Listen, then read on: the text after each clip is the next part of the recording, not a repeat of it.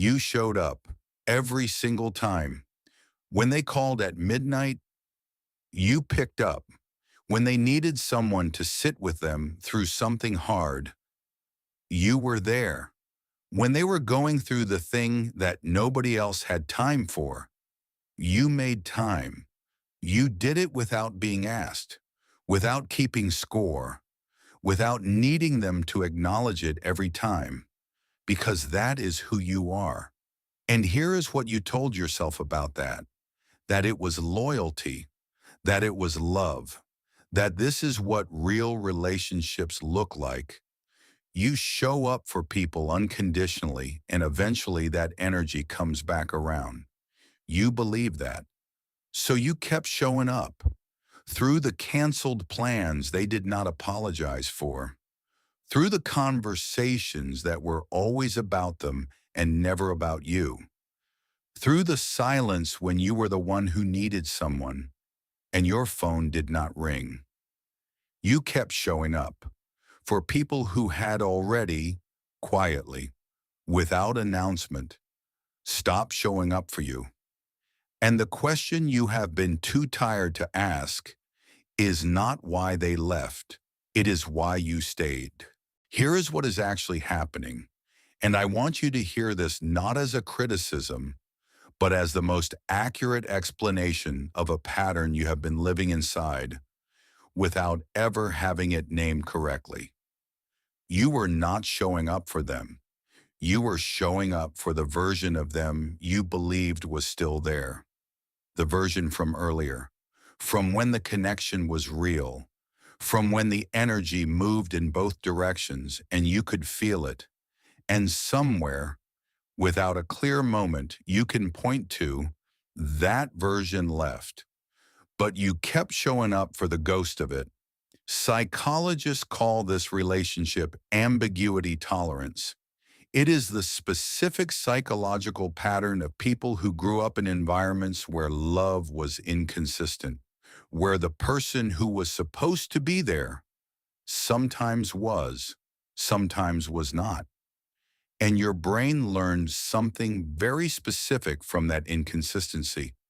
That absence does not mean gone. That withdrawal does not mean over. That if you just keep showing up, keep being consistent, keep being the reliable one, eventually the version of them you love will come back.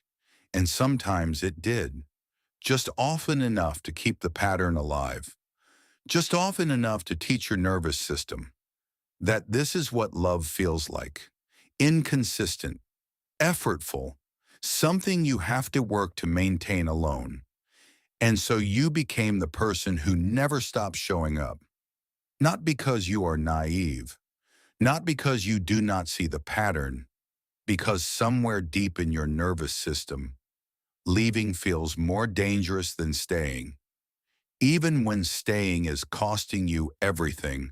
So what does it cost you? Not philosophically, concretely. It costs you your energy, the specific finite energy you have every day.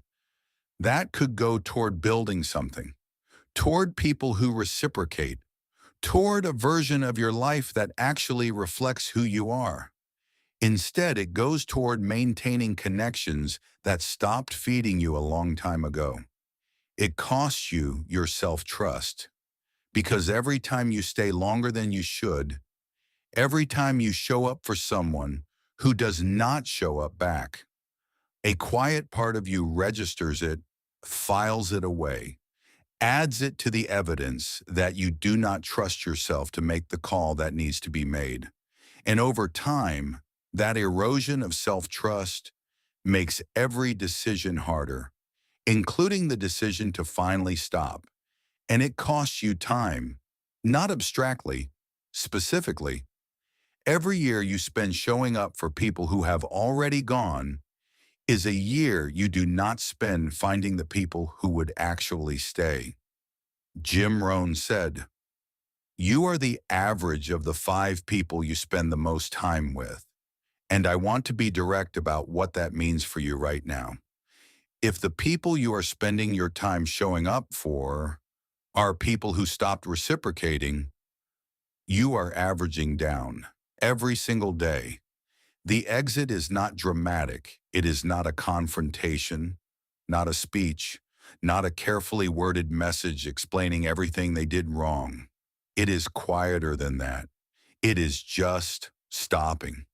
Stopping the reaching out that is never returned. Stopping the showing up that is never acknowledged. Stopping the waiting for someone to come back who already told you everything you needed to know by the way they left. You kept showing up for people who were already gone. That was not weakness. That was loyalty without a worthy recipient.